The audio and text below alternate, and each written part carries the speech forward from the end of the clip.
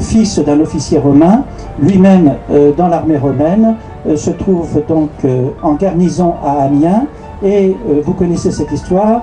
Au IVe siècle, c'est là où les chrétiens ont la possibilité de se réunir sans être poursuivis par la police de l'Empire, et donc il y a une liberté de rassemblement des chrétiens. C'est à la fin du IVe siècle que le christianisme sera religion d'État. Cet homme va être choisi comme évêque de Tours.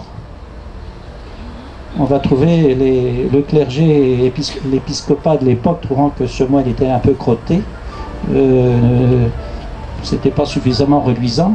C'est un homme qui vivait comme un ermite avec quelques autres hommes et avait quitté le palais épiscopal pour s'installer dans les grottes, l'abri troglodyte à Marmoutier, de l'autre côté sur le Madin. Pour aller de la terre au ciel, il faut passer par l'octogone, le 8. Et le nombre 8, en fait, est symboliquement l'évocation de la résurrection. Le nombre 8, c'est la résurrection de Jésus. C'est pour ça que quand Hélène va construire, la mère de Constantin était chrétienne d'origine de la côte d'Almat, son fils était un peu arien, il n'est pas encore tout à fait chrétien, l'empereur Constantin, mais il croyait quand même que sa mère avait raison de croire en la croix de Jésus. Alors là, il faut le faire à cette époque-là, encore. Mais... Saint-Martin moi j'ai travaillé à l'intérieur. Oui. J'ai restauré les chapiteaux. Ah, c'est vous qui avez restauré les chapiteaux. J'ai refait des détails des chapiteaux. D'accord. Et ça, c'est une statue.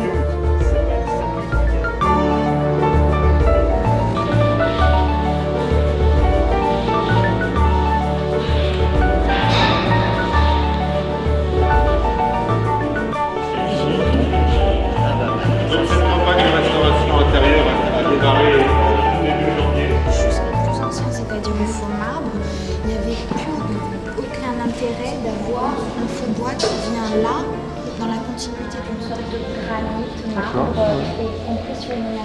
Voilà. Et les grosses parties marron, elles restent comme ça? Oui, elles restent comme ça. C'est ce qu'on a trouvé. Et pourquoi les piliers sont-ils peints en rouge? C'était les peintures d'origine, puisque les piliers datent du XIIe siècle. C'est le rouge qu'on utilisait au Moyen-Âge avec l'ocre jaune qu'on a sur les chapiteaux. Voilà.